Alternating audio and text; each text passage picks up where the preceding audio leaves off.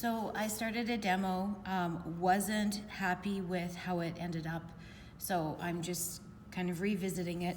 We're working towards this, which is MISHIMA using wax, resist to create a barrier, and then carving through the wax or incising through it with a tool.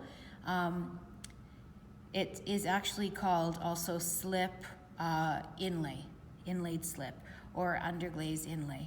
So these areas have been drawn through the wax, underglaze has been brushed into it, everything's been wiped off with a clean sponge, and then it's been fired.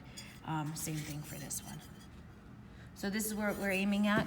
I had laid my wax down before drawing. When you have your clay chocolate hard, or even sometimes leather hard, you can draw on it with a pencil without digging into the surface. I put the wax on without doing that, so I used a purple dry erase marker, and when I wiped back to reveal the lines, it was hard to see the lines, so I decided that I would do another demo video. I had only this to use. So what I've done is I've gone in and I've carved in, and you can see the incised lines here. There are some in the purple as well, and there is some underglaze already in that. So I've done that, and I did that with my pin tool, like this. And I used this mechanical pencil with a sewing needle, like you would use to sew on a button, put in place of the lead. Here's the pin tool. Everyone has one of these at home in their kit. So I'm taking black underglaze, and I'm going to paint it in to the carved lines that are already there. Now I'm going back over the purple because some of those were wiped away. If you wipe too vigorously with your sponge to wipe it away, or it hasn't dried properly, then the underglaze just washes out. So we're redoing this one. Didn't quite work.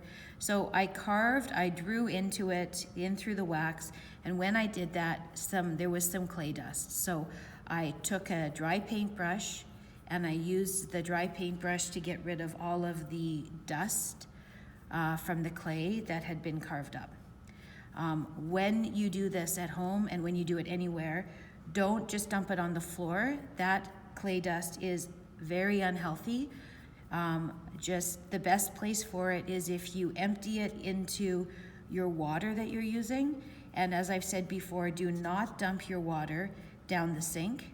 Make sure that as you're working with clay, you don't put any of your stuff down the sink. You leave your container, your wet container, or down the toilet or anything like that. It's not good for the pipes in your house. Your parents will be very stressed out over the Christmas break if everything gets plugged up because you've been doing your ceramics at home. That's the best way for them not to be happy with ceramics. Doesn't matter how amazing the gift is that you make and give them. So what you can do as you're working and as you finish each day, leave the container with your water beside the sink, let the water separate out. The water will stay above, and gravity will take over. Your clay dust will settle at the bottom of your container of water.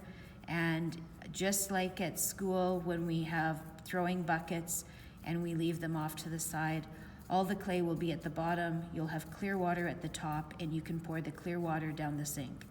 And then you're still left with that clay dust and particles.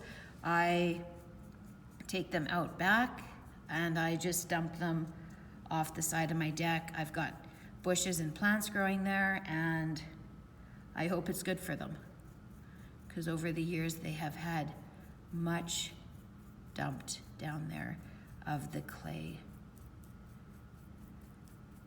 Another thing you could do is put it into the garbage, a garbage bag into a clean garbage can, and put all your scraps there, and then just take the bag out to the garbage. That would also be a great idea. So this is going better than the last time. You can see it's drying. You can see where it's gone into the lines. Now, I haven't just brushed it in one direction, because if you brush it in one direction, if you have lines that go the other direction, you're gonna miss getting it in there. So you kind of have to go in a number of directions. You can avoid water. Yeah, and an artist that does this, the one who gave the tip of using the needle in a mechanical pencil, she only uses black underglaze for this. You can use other colors.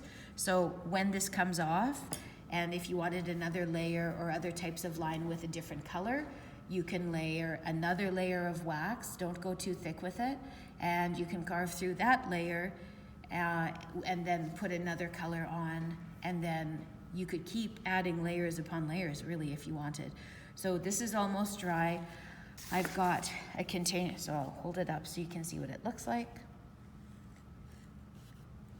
I've got a bowl of water. Instead of a bucket, it's shallower, easier for you to see. And I've got my sponge, and I'm gonna get some water in my sponge. I'm gonna hold this, and I'm just gonna go like this. And as I wipe, I don't press very hard, and you can see the lines that are revealed. Now, the purple from before is interfering somewhat, but you still get the idea.